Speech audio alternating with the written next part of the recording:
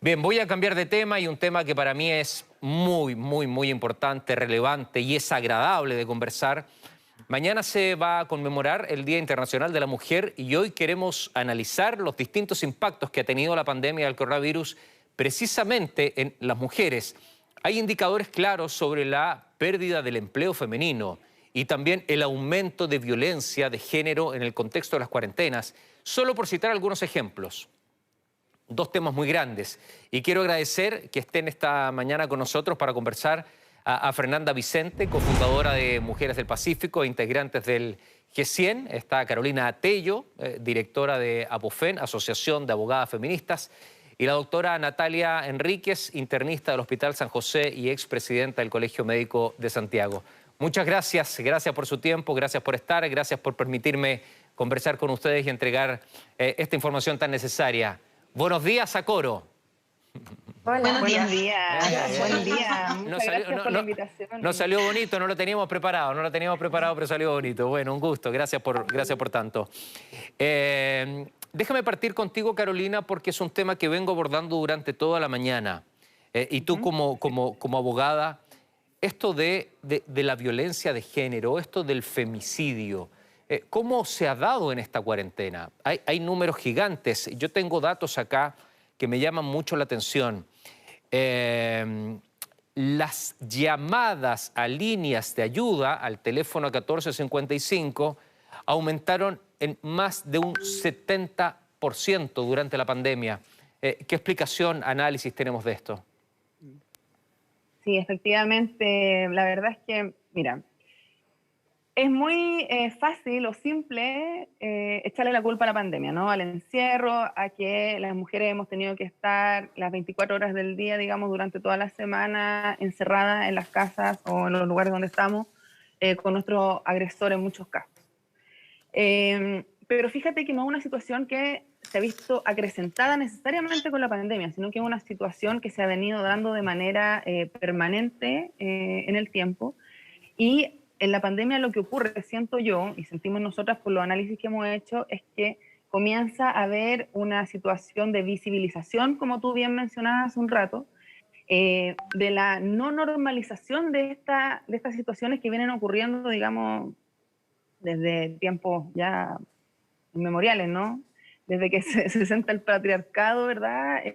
Donde más o menos como que las mujeres somos un objeto o una cosa en la sociedad, o así se percibe, y además que la legislatura también, hasta hace no muchos años, nos consideraba como incapaces relativas para poder actuar en el mundo del derecho, a diferencia de los hombres, por ejemplo, que no tienen ningún tipo de limitación a ese respecto, y todo lo contrario, aquellos que están casados en sociedad conyugal además ejercen la administración de los bienes de la mujer. Entonces, ahí vemos cómo estas situaciones explican que esta violencia brutal se vea normalizada y que, a propósito, si tú te das cuenta y haces el análisis, cuando comienza la pandemia y comienza, ¿cierto?, este boom de llamados, ¿no?, y de campañas, y que nosotros las feministas y las que participamos en organizaciones comenzamos a otorgar información para que las mujeres pudieran denunciar, y a qué número y cómo, cuál era la manera más fácil. Se implementaron otras formas también durante la pandemia, justamente porque las mujeres no podían salir de la casa a hacer estas denuncias. Entonces, nosotros consideramos que esto viene a ser una especie de corolario de que recién había sido las marchas históricas del 8M. ¿Se acuerdan que el estado de excepción constitucional y la emergencia sanitaria comienza a fines de marzo? Entonces, viene como corolario, sentimos nosotras, de estas marchas históricas, de haber podido aprobar y lograr la paridad de género para la nueva constitución, que es la única norma en nuestra legislación que tenemos que corrige, ¿cierto?, esta desigualdad histórica para que las mujeres y los hombres participen en igualdad de condiciones en la nueva constitución.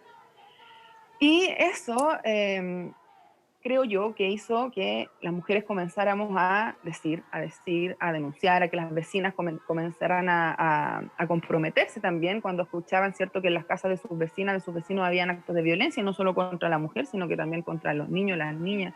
Muchas veces, lamentablemente, eso también es un tema que la pandemia ha dejado, digamos, ahí a la luz pública con mucho mayor niveles de brutalidad de los últimos lamentables hechos, los últimos crímenes que hemos visto, ¿cierto? El caso de Tomasito, el caso de Melissa Chávez acá en Coquimbo, el caso de Ariana Llorón acá también en Illapel, entonces y muchos otros claramente, pero muchos casos que vemos violencia brutal en contra de las mujeres y en contra de los niños y niñas, y consideramos que es un punto muy importante el hecho de que hoy día estemos preparándonos en este programa de televisión abierta, ¿cierto? Para el 8M, que es la huelga general feminista y que es el Día Internacional de la Mujer Trabajadora.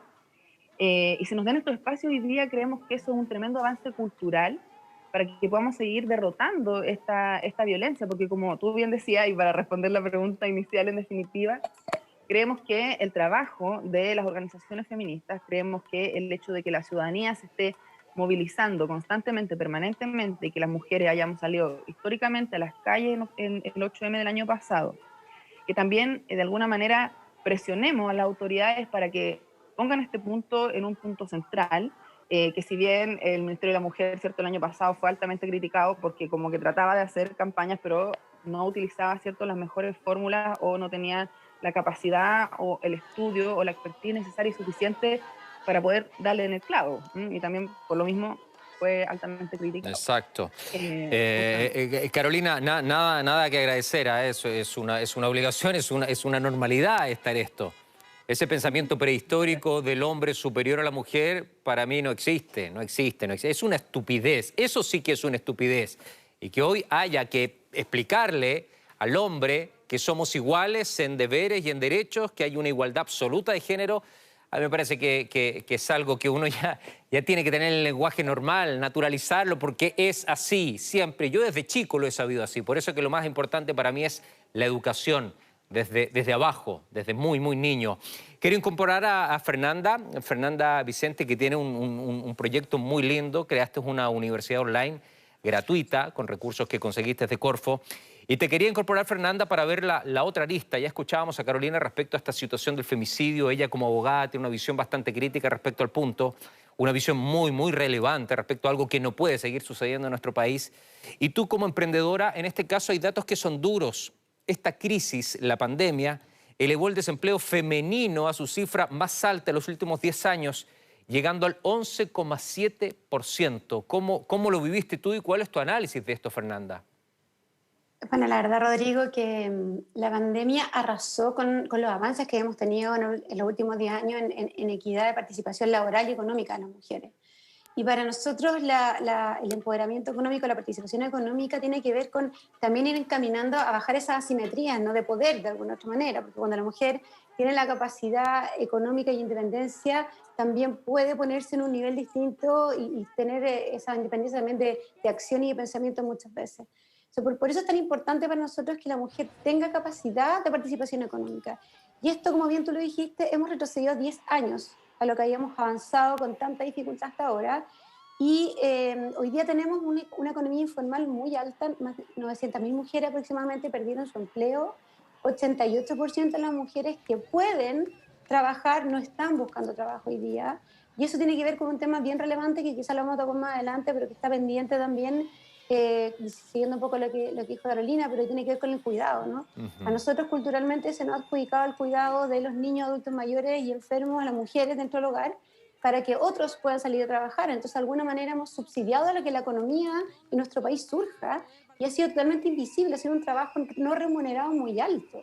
Nosotros trabajamos más del doble de las horas diarias que los hombres en un trabajo no remunerado que tiene que ver con mantener y hacer, y en el fondo poder seguir creciendo, haciendo crecer nuestra familia. Entonces, eso por un lado ha sido bien brutal porque quedó como en evidencia esa gran deuda que tenemos como país con el tema del cuidado. Por otro lado, a nivel de emprendimiento, la pandemia arrasó con industrias donde están mayormente las mujeres a nivel laboral y emprendedoras trabajando, como por ejemplo la industria de los alimentos, como la industria del comercio, como en el turismo, como en los servicios. Entonces, esta pandemia fue como un tsunami, un nuevo tsunami que volvió por nuestro país, que arrasó mayormente con toda la participación y los avances que hemos tenido en torno a las mujeres. Así que esperamos que en la reactivación haya otra mirada, porque la verdad que no podemos reactivar el país con la misma mirada de como veníamos anteriormente. Nosotros esperamos que la pandemia haya servido al menos como para buscar una reactivación sostenible, una reactivación en que la equidad esté en el centro de esas medidas. Y hoy día lo que vemos es que no están tan en el centro, porque vemos reactivación en sectores que son súper masculinizados, como por ejemplo la construcción de infraestructura, la minería, la energía, que van a requerir una mano de obra mucho más masculina. Y también proveedores que son mucho más masculinos, los proveedores que están en esa industria. Entonces necesitamos que haya un foco basal de una reactivación sostenible, una reactivación para que el país pueda ir creciendo de una manera mucho más enfocada al siglo XXI, mucho más enfocado al impacto no solamente económico, sino que también social. Las mujeres, nosotros hemos estudiado Mujeres del Pacífico que hacemos un impacto 1 a 5. Nosotros cuando nos empoderamos económicamente, cuando crecemos, cuando participamos económicamente, no impactamos a una persona, nosotros vamos con un entorno, somos una espiral de desarrollo. Entonces, nosotros entendemos que es inteligente para el país hacer una inversión en que esta reactivación vaya impulsado preferentemente a las mujeres para que vaya el país completo, avance junto con ellas. Exactamente. Y eso, bueno, a mí me suena como ridículo que en el 2021 estemos hablando de equidad. No sé si ustedes, es como algo extraño, o sea, igualdad, pero ¿por qué si somos todos iguales? Hombres, mujeres, gays, lesbianas, todos somos iguales, cada uno con sus propios derechos, con obligaciones. Yo no puedo creer, yo soy más viejo que ustedes y nunca pensé que pasado el 2000 iba a estar hablando de esto, de una búsqueda de igualdad. Doctora, la quiero involucrar a usted, Natalia. ¿Cómo se da esto? ¿Hay igualdad de género en la salud, en lo que usted vive permanentemente? ¿Hay distancia?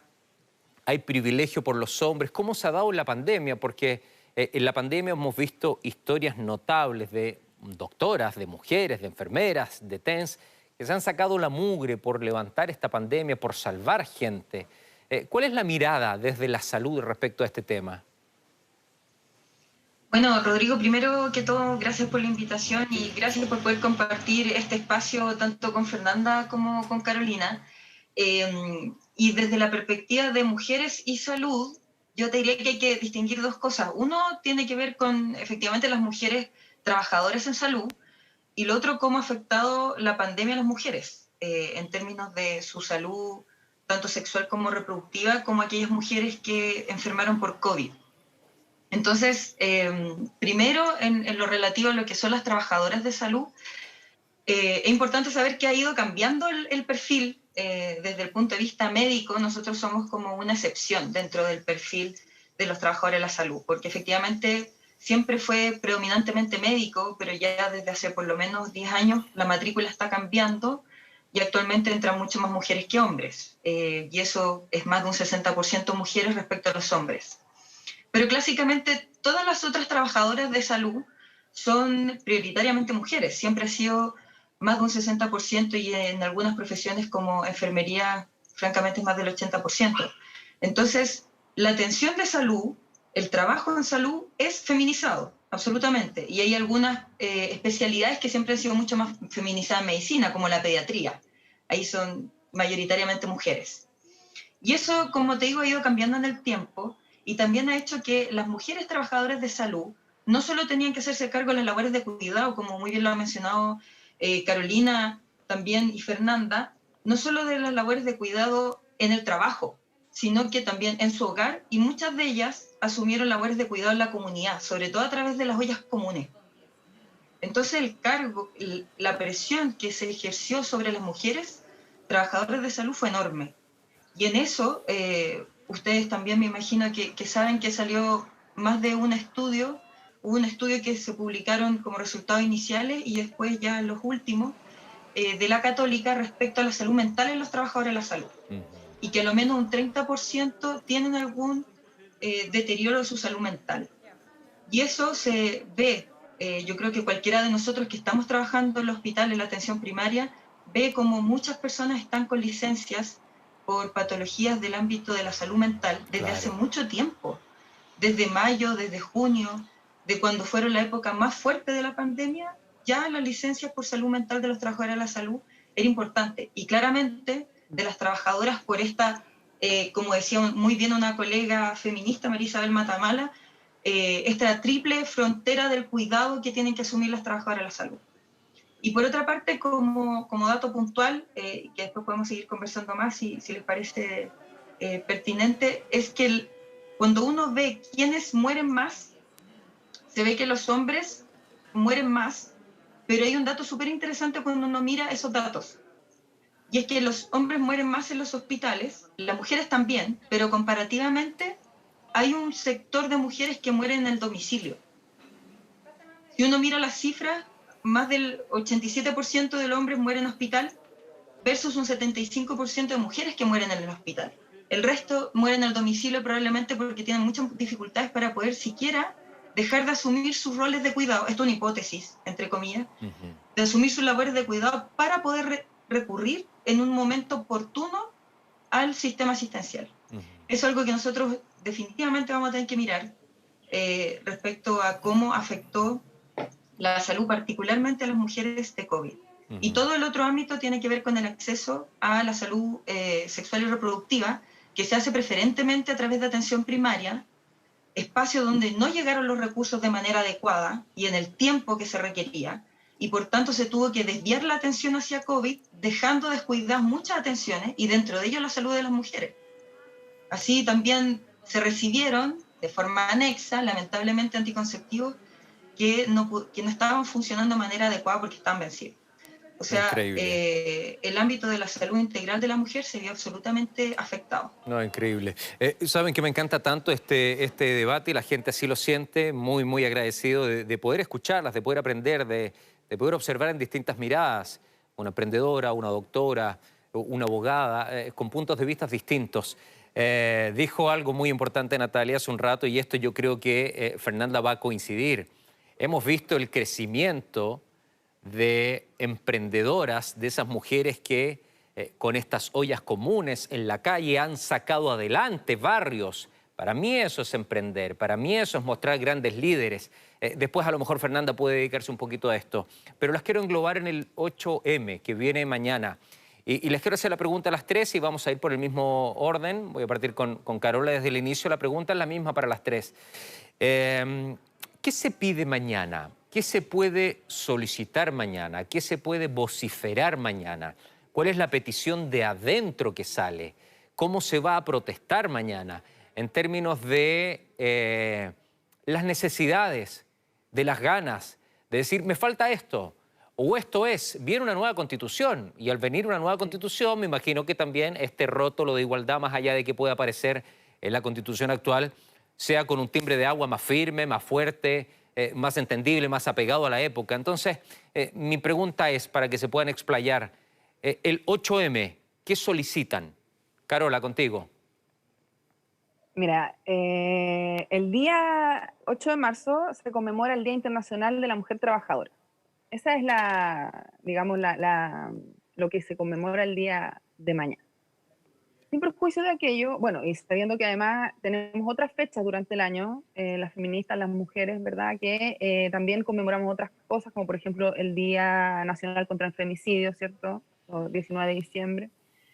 Y así otras también, ¿cierto? El Día Internacional contra, o sea, a favor de la legalización del aborto, ¿verdad? Y de la autonomía de los cuerpos de las mujeres, y no solo de los cuerpos, sino que, como hablaban ahí también Fernanda, ¿no? La autonomía económica, sexual y de toda otra índole, ¿no? Las autonomías en general. Pero lo que nosotras, por lo menos, yo he estado participando activamente, desplegada en todas las comunas de mi región, la verdad, y muy contenta porque la verdad es que en todos los lugares han habido jornadas de agitación. ¿Y qué quiere decir esto? De coordinarnos, de estar todas juntas, de hacer la convocatoria lo más amplia posible a todas aquellas personas que se consideren mujeres, que se sientan mujeres, que vayan a marchar. En cada comuna, en cada región, en cada provincia hay un lugar donde se está haciendo la convocatoria para que vayamos todas ahí. Y como tú decías, lo que queremos gritar es una vida libre de violencia, contra todas las violencias de las cuales hemos también sido víctimas desde tiempos inmemoriales hasta ahora, y por las razones que, lo que decíamos las tres, ¿cierto?, explican esta situación.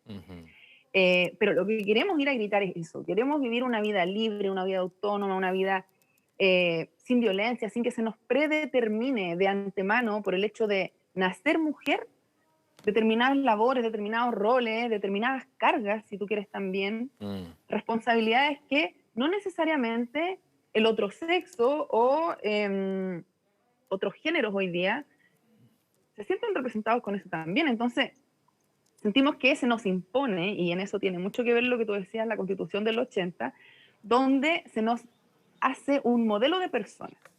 Y ese modelo de persona, porque en la Constitución del 80 no existe cabida para otras personas que no tengan las características que voy a decir a continuación. Esto es un hombre blanco, no racializado, que goza de buena salud, que es competitivo dentro del mercado laboral, que no tiene ninguna discapacidad, ni física, ni psicológica, ni de ninguna índole, que es heterosexual también. ¿Y por qué digo esto? Porque si tú revisas el articulado completo de la Constitución del 80, ahí tú te das cuenta que está hecha para ese estereotipo de persona, y no es todos los hombres, ojo, tampoco es para los hombres, es para los hombres que tienen esas características. O sea, el hombre homosexual, fuera. El hombre discapacitado, fuera. O con capacidades diferentes, fuera.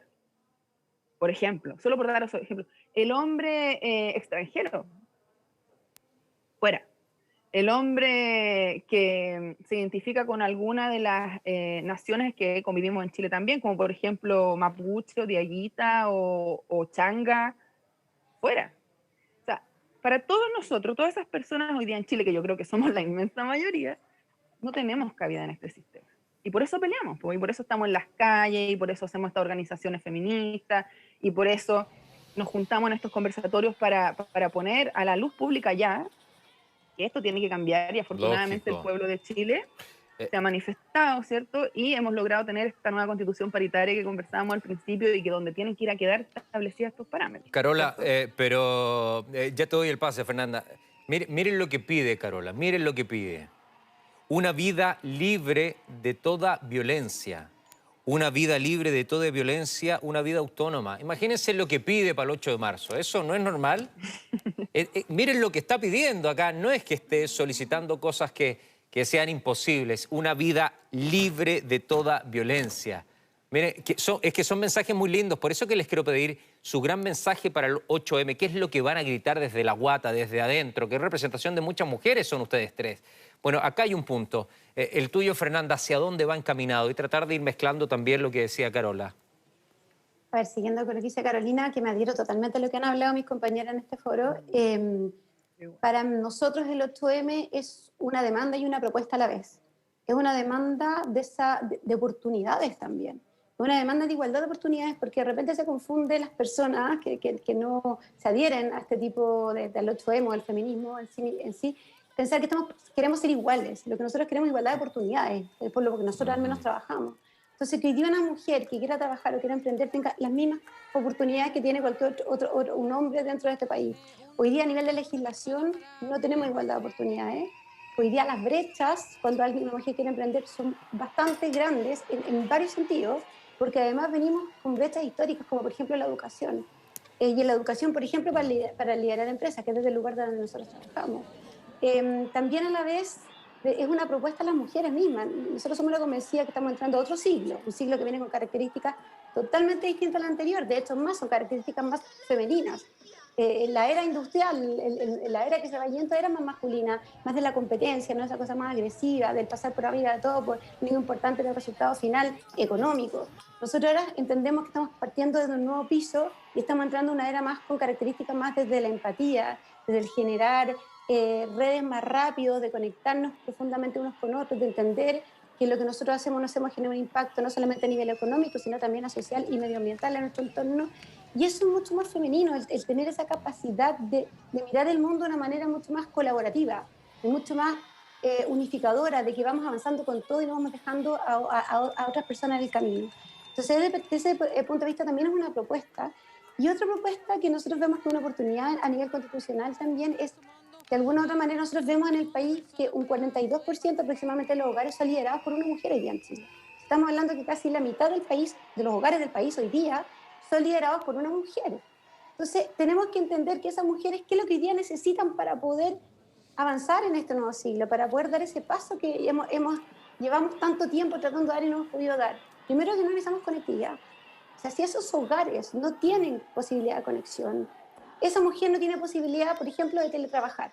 Esos niños no tienen, por ejemplo, la posibilidad de educarse bien en esta nueva economía, lo hemos visto, y ahí toma un poco el punto de las ollas comunes que nos ha tocado este año trabajar muy fuerte con las mujeres que la liderado Ollas Comunes, Claro. que entre paréntesis quiero relevar la importancia de cómo ellas han sido las que han alimentado el país. Esas mujeres de Arica a Punta Arenas han alimentado a nuestro país diariamente con nada. Exacto. Creo que también es súper importante relevar esa importancia de ellas. Ellas son tremendas líderes territoriales, invisibles. Absolutamente. Durante la crisis social dijimos que no había líderes, ¿no? Existen a nivel territorial y son femeninas, son mujeres, las que se levantaron, tremendas emprendedoras, que salieron y con nada le han dado alimento a 400, 500 personas diarias y lo siguen haciendo diariamente. Pero esas mujeres no tienen igualdad de oportunidades. Esas mujeres no tienen conectividad, porque muchas viven en estos puntos rojos, en estas zonas rojas, ¿no? Donde ya se han robado los cables, entonces ya no quieren seguir poniendo internet. Esas mujeres no tienen cómo su hijo seguir educándose, porque no han podido asistir ni seguir alimentándose muchos de ellos porque no pueden ir diariamente a un lugar donde dan alimento. Entonces ellas han estado del hombro en la sobrevivencia de barrios completos. Y cuando nos referimos a igualdad de oportunidades, nos referimos a eso, ¿no? Que la Pilo, por ejemplo, que en esta pandemia se está desarrollando un punto tecnológico en su barrio, en La Pintana, para que los niños tengan un lugar seguro, un lugar donde puedan aprender, un lugar donde puedan conectarse al mundo a través de algo digital. La Pilo no es una mujer que ha tenido grandes oportunidades, pero lo está haciendo con nada. Cuando van a pedir recursos con una parte, no tienen acceso a los recursos para las mujeres, para emprender, hoy día son mínimos, a nivel público y a nivel privado menos. Entonces, la verdad que tenemos tantas deudas por delante. Entonces, nuestra demanda y nuestra propuesta para el 8M, por un lado, es avancemos rápidamente en la equidad, en la participación económica, paréntesis, que el Global Gender Gap, que lo hacen todos los años, que es muy de la brecha en distintas áreas anualmente, en lo que es participación económica y laboral de la mujer, faltan 257 años para cerrarla. Dios mío. O sea, ninguno de nosotros lo va a ver. No. Entonces yo creo que hoy día la digitalización y la tecnología nos permite avanzar más rápido en eso. Entonces nosotros abogamos por igualdad de oportunidades y abogamos también por una propuesta a las mujeres que no tomemos los espacios, a que sintamos que juntas podemos avanzar mucho más rápido y también que se ve acá que de alguna u otra manera esta demanda va bien encaminada, pero necesitamos sin duda que esa constitución tome temas del siglo XXI. Absolutamente. Adecuados con el tiempo de ahora, Sí, esto no es pasado, con las necesidades de hoy. ¿Saben qué? Me encanta escucharlas con tanta fuerza, con tanta claridad, esa capacidad de verbalizar lo que sienten, lo que tienen guardado. Me encanta que lo vomiten con tanta facilidad y con tanta naturalidad. Frases: una vida libre de toda violencia, vida autónoma y demanda de igualdad de oportunidades. O sea, nada más simple que eso. Voy contigo, Natalia, doctora, para saber tu petición desde el punto de vista personal, ser humano y también desde la salud, desde la mirada de la mujer, obviamente. Mira, te diría que este 8M también es bien particular por cosas que han mencionado ambas, tanto Carolina como Fernanda, y es que hay elementos del Día de la Mujer Trabajadora, que es justamente el 8M, y que tiene que ver con el reconocimiento de los trabajos que hacen las mujeres y que no son habitualmente visibilizados. Dentro de eso, todo lo que ya se ha mencionado de los trabajos de cuidado, tanto dentro del hogar como en la comunidad, como expresión las ollas comunes, pero las mujeres también se hacen cargo del cuidado de la comunidad, también, por ejemplo, de los niños, de las personas enfermas, que lo mencionaba Carolina, y todo eso está absolutamente invisibilizado y pareciese ser que es deber y que eso no tuviese un valor para la economía. Y todo eso es trabajo porque tiene valor para la economía. Tenemos que discutir si es que nos gusta esta economía por lo demás. Que yo personalmente, a mí no me agrada esta economía neoliberal capitalista. Pero ahí hay un valor. Y el otro valor es el trabajo reproductivo, que a este minuto, y probablemente por mucho tiempo más, antes que a la ciencia se le ocurra ser más creativa, el trabajo reproductivo es de las mujeres. Los hombres no están teniendo niños. Y eso implica un trabajo sobre el cuerpo de la mujer. Porque tener un ser por 9 meses, eso genera cambios en el cuerpo, ¿sí? Y uno eso lo puede atribuir como un trabajo, ¿sí? Quitándole todo el ámbito de asociar trabajo con plata, ¿sí? Porque la monetarización del trabajo es otra cosa, ¿ya? Pero creo que hay que relevar que las mujeres hacen trabajos que han sido sistemáticamente invisibilizados. Y dentro de eso, como te comentaba, las mujeres en salud hacen todo eso y aparte lo habitualmente considerado como trabajo es cuidar a otro. Y creo que tenemos la oportunidad que estamos justamente debatiendo nuestra forma de relacionarnos y que es justamente la Constitución. Y pensar una forma de relacionarnos que venga mucho más desde el cuidado y desde la colectivización del cuidado, desde el pensar comunitariamente y no competitivamente, es algo que este 8M también lo podemos utilizar para relevar, cosa que empecemos a transformar ya desde las ideas a las personas que van a llegar a esa constituyente. Y claramente el ámbito de lo práctico, de si yo me voy a manifestar, yo desde el ámbito sanitario, siendo médica, sí me preocupa el tema de los contagios, pero también creo que uno se puede manifestar no solo en una marcha, sino que ojalá todas las mujeres puedan colgar desde su balcón o en su puerta o ir a su lugar de trabajo con una pañoleta verde, una pañoleta morada, para que se vea toda la fuerza que tienen las mujeres en esta sociedad y que somos la mayoría. Por lo demás, somos la mayoría de las personas en esta sociedad. Entonces creo que este lunes todas tenemos que mostrar que estamos ahí, que hay diferencias y que tenemos que construir una forma distinta de relacionarnos. Qué potente, ¿ah? Súper potente. ¿Saben qué? Cada vez que las escucho, yo tengo 2 hijas y me imagino el futuro de mis hijas en un mundo ideal, como hablan ustedes y como está establecido, donde yo y tú seamos iguales, donde nos respetemos, donde seamos autónomos, donde tengamos posibilidades, donde todos tengamos las mismas oportunidades. ¿No les suena lógico, no les suena extraño estar tratando de discutir algo que a mí, bajo mi punto de vista, es tremendamente añejo? ¿Sí? Con eso cierro un punto, una pequeña reflexión. Los importantes acá son los temas que ustedes debaten, las relevantes son ustedes. Y por último, quería hacerles una pequeña reflexión. Tengo 5 minutos más para conversar con ustedes, cosa que agradezco. Gracias, Juan Pablo, por el tiempo. Gracias, Gaby, por el tiempo. Me parece que es relevante establecerlo antes de mañana. A nivel de políticas públicas, quiero escucharlas con eso, Carolina, y parto contigo. En esta igualdad de género, en esta desigualdad, en este término de una violencia, en el término del femicidio, en términos de las oportunidades, políticas públicas, cada una en su área. Carolina, parto contigo.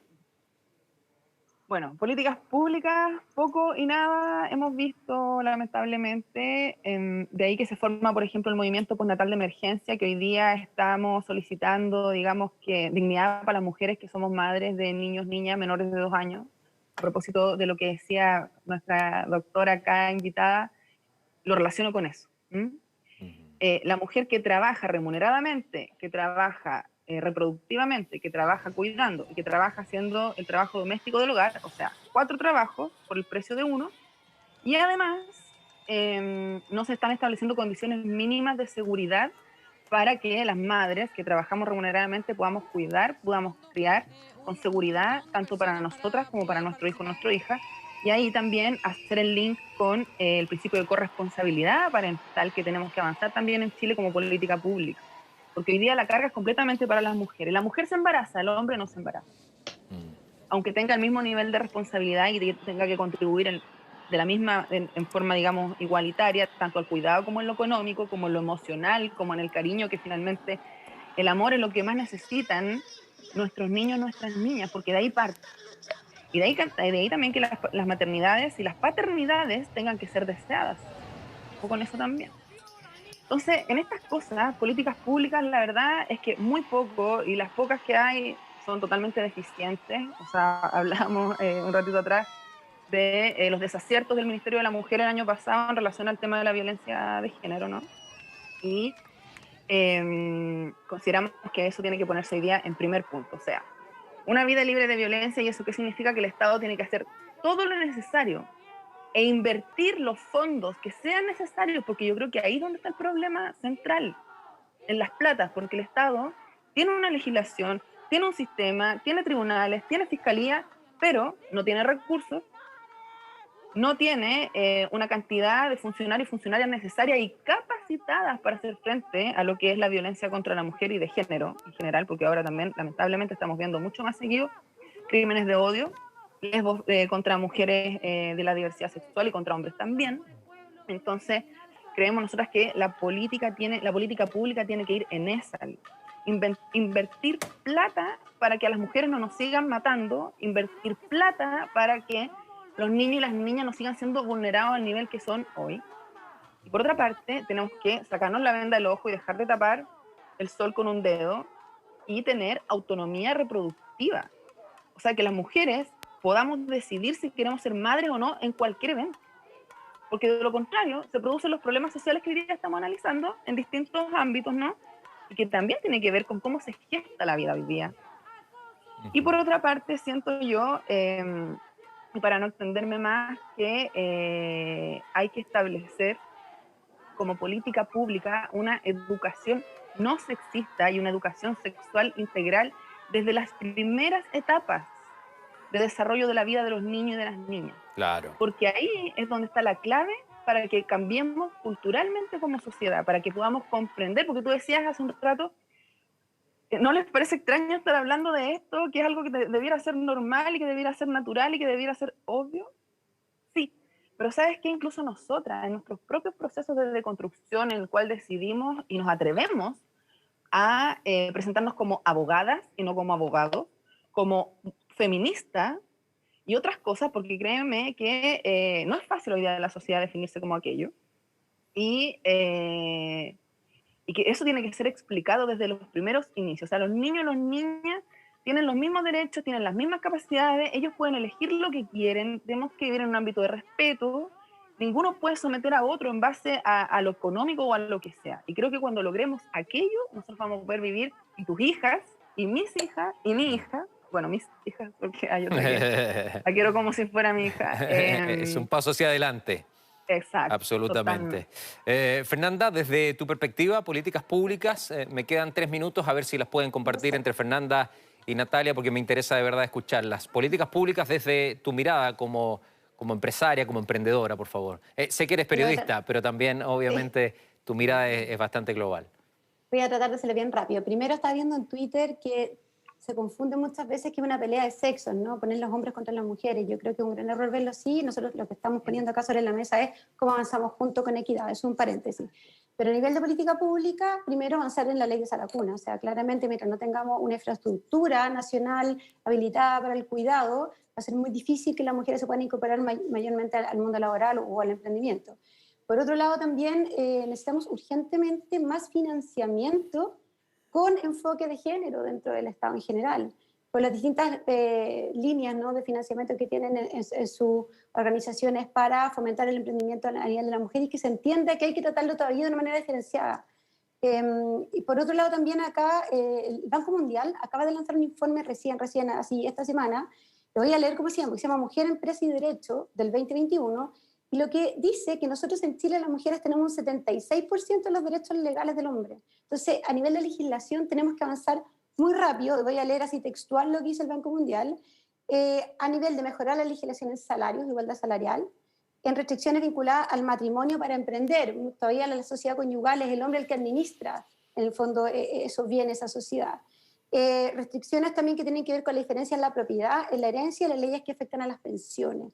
Por lo tanto, yo creo que tenemos grandes brechas todavía a nivel de política pública. Y solamente para terminar, siento que tenemos que cambiar la manera en que hacemos política pública, la hacemos de arriba para abajo, y hoy día lo que tenemos que hacer es trabajar las políticas públicas de abajo hacia arriba, que sean las personas las que trabajan en la confección de esos incentivos, esos instrumentos y esas leyes. Perfecto. ¿Y tú, Natalia? Políticas públicas de salud que han sido muy debatidas, que salen muy a la luz pública durante todo este año por la pandemia. ¿Qué pensamos de lo que está haciéndose efectivamente en este momento y lo que proyectamos para futuro? Rodrigo, creo que te escuché un poquitito cortado. Ay, discúlpame. ¿Ahora sí me escuchas bien? Hola, Súper. hola. Ah, bueno, no, te traspasaba nada más que la misma inquietud, pero bajo tu perspectiva y en tu área. Políticas públicas respecto a lo que está pasando hoy día, a lo que hemos visto en esta pandemia y lo que puedas proyectar hacia futuro bajo tu punto de vista y tú también tu rol. Mira, creo que hay algo que dijo Carolina que es fundamental, que es la educación. ¿Sí? Todo el ámbito de la educación no sexista fue algo que se empezó a tratar mucho antes de la revuelta social, y hubo mucha movilización de las estudiantes, tanto en los colegios como en las universidades. Se hicieron claustros incluso en las universidades para poder cambiar la lógica de las políticas de educación, porque se reconocieron ampliamente sexistas. Creo que es un elemento fundamental. Lo otro es la colectivización del cuidado, entender que el cuidado no es solo de las mujeres que reproducen, sino que a lo menos de su pareja, pero también es un cuidado colectivo. Sí, porque si uno entiende que los niños, niñas y adolescentes son el futuro de una sociedad, ese cuidado tendría que estar mucho más colectivizado. Y luego es el ámbito de que se le asigne una remuneración al trabajo doméstico. Reconocerlo que tiene un valor monetario, y tal vez, ¿por qué no?, ciertos cuidados que nosotros clásicamente hemos hecho también tienen un valor monetario.